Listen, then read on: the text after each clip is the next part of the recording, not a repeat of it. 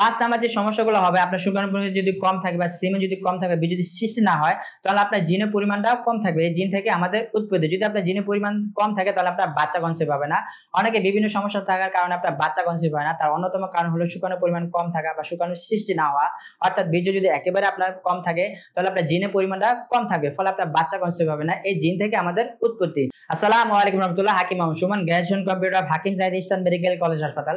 আজকে আপনাদের সামনে যাদের শুক্রাণুর পরিমাণ কম বা বীর্য সৃষ্টি হয় না বা বীর্য আপনার পাতলা বা শুক্রাণু পাতলা, এই সম্পর্কে প্রাকৃতিক সমাধান নিয়ে কথা বলবো।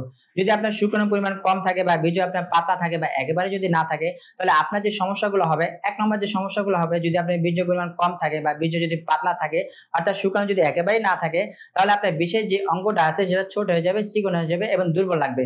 দুই নম্বর যে সমস্যা হবে, আপনার বিশেষ যে অঙ্গটা আছে সেটা আপনার দুর্বল হয়ে যাবে। অর্থাৎ যদি আপনার শুক্রাণুর পরিমাণ কম থাকে বা যদি আপনার পাতলা থাকে, তাহলে আপনার বীজের সময় দ্রুত বীর্যপাতটি হয়ে যাবে।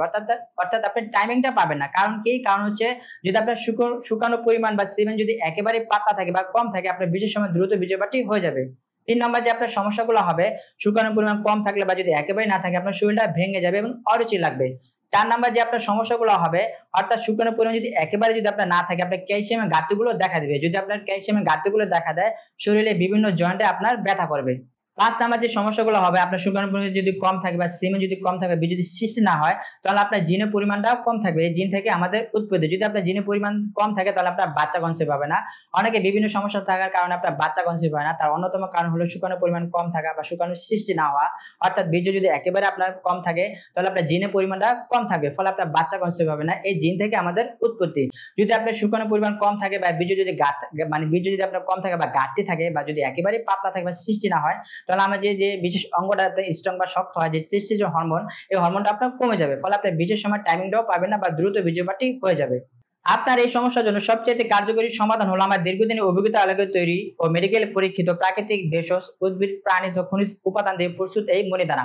এই মণিদানাটি আপনি নিয়মিত সেবন করলে আপনার শুক্রাণুর পরিমাণ বৃদ্ধি করবে, শুক্রাণু সৃষ্টি করবে, বীর্য গাঢ় করবে, ফলে আপনার বিশেষ অঙ্গটা আপনার হৃষ্টপুষ্ট করে সতেজ করবে এবং টাইমিংটাও আপনার বৃদ্ধি করবে।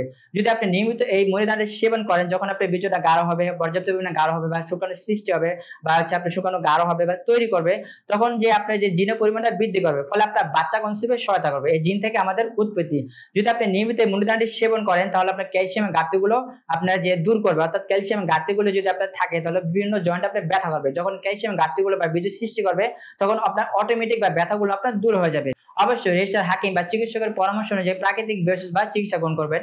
আমাদের এই মনিদানাটি অর্ডার করার জন্য স্ক্রিনে দেওয়া নাম্বারে কল করুন বা ইনবক্স থেকে মেসেজ করুন অথবা অর্ডার নাও বাটনে ক্লিক করে অর্ডারটি কনফার্ম করুন। আজকে এই পর্যন্তই। আসসালামু আলাইকুম রহমতুল্লাহ।